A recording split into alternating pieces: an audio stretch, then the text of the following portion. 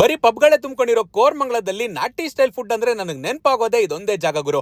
ಕಳೆದ 4-5 ವರ್ಷಗಳಿಂದ ಇಲ್ಲಿ ಸಿಗೋ ನಾಟಿ ಸ್ಟೈಲ್ ಫುಡ್ ಅಂದ್ರೆ ಜನಗಳಿಗೆ ಸಿಕ್ಕಾಪಟ್ಟೆ ಫೇವರೇಟ್. ಯಾವ್ದಪ್ಪ ಈ ಜಾಗ ಅಂತ ಕೇಳ್ತಾ ಇದ್ದೀರಾ?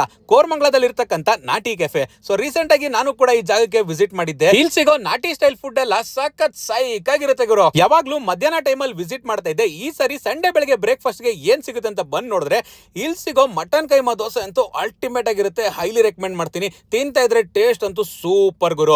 ಇನ್ನು ಅದ್ ಬಿಟ್ಟು ಇಲ್ಲಿ ಪೆಪ್ಪರ್ ಚಿಕನ್ ಕೂಡ ಸಜೆಸ್ಟ್ ಮಾಡ್ತೀನಿ.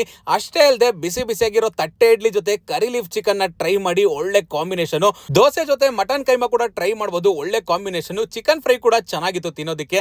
ಆದ್ರೆ ಇಲ್ಲಿ ಸಿಗೋ ವೈಟ್ ಮಟನ್ ಪಲಾವ್ ಅಥವಾ ಚಿಕನ್ ಪಲಾವ್ ಅಂತೂ ಅಲ್ಟಿಮೇಟ್ ಆಗಿರುತ್ತೆ. ಮಿಸ್ ಮಾಡದೆ ಟ್ರೈ ಮಾಡಿ. ಆ ರೈಸ್ ಅಲ್ಲಿ ಫ್ಲೇವರೇ ಬೇರೆ ಲೆವೆಲ್ ಗುರು. ಇನ್ನ ತಟ್ಟೆ ಇಡ್ಲಿ ಮೇಲೆ ನಾಟಿ ಕೋಳಿ ಸಾರು ಹಾಕೊಂಡು ತಿಂತಾ ಇದ್ರೆ ಆಹಾ ಅದ್ಭುತವಾಗಿತ್ತು. ಲಾಸ್ಟ್ ಬಟ್ ನಾಟ್ ಲೀಸ್ಟ್ ಇಲ್ಲಿ ಸಿಗೋ ಬೋಟಿ ಫ್ರೈ ಕೂಡ ಸಖತ್ ಸೈಕ್ ಆಗಿರುತ್ತೆ.